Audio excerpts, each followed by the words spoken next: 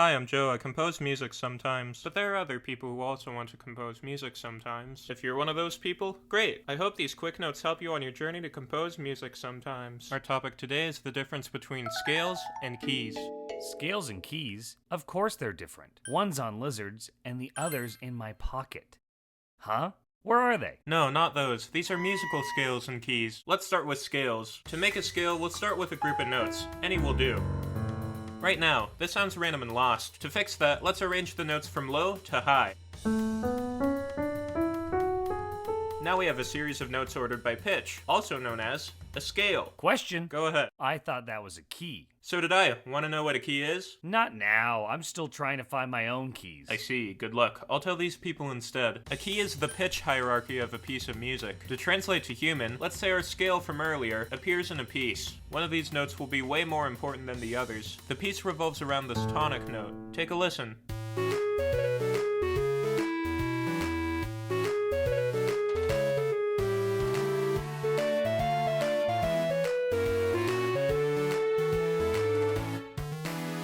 When you arrive on this note, you may feel relaxed and at peace. In this piece, A is the note, and the key. Hey, I'm back. Is this your key? I can't find it.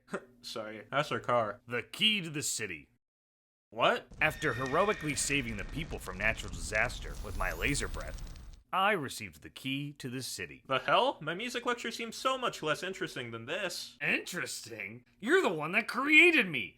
Where is my key? Stop! I understand the need for light jokes as filler sometimes, but this is just out of control. We're not even a season in. Let's go back on track to our definitions. Alright. So a scale is a pitch arrangement of notes, either from low to high or high to low. On the other hand, a key is the pitch hierarchy present in a piece of music. A scale and a key are different things. Why does this matter? Also, what's a hierarchy? I was getting to that. Think of a scale as a predictive tool. A song is in the key of A major, so it's likely that the notes in the scale of A major will appear in the song. So we use the scale as an exercise to get familiar with any piece in A? Exactly. Ever wonder why a piece of music can have these symbols in it? Nope, I don't know what those things are. 1 second.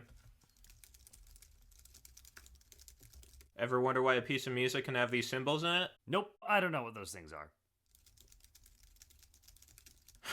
Ever wonder... Why can a piece of music have those symbols in it? Because a piece is in a key, not a scale. We've been using A to represent our key. Now let's show the hierarchy. This diagram is called the circle of fifths, but I prefer the name magical music clock. There are many uses of the magical music clock, and one of the easier ones is finding the pitch hierarchy of a key. When we're in a piece in the key of A, the notes A, D, and E are a lot more likely to appear than the notes E flat, B flat, or A flat. However, composers can use these low priority notes to alter the mood of a piece. Generally, flats darken and sharps brighten. Here's an example.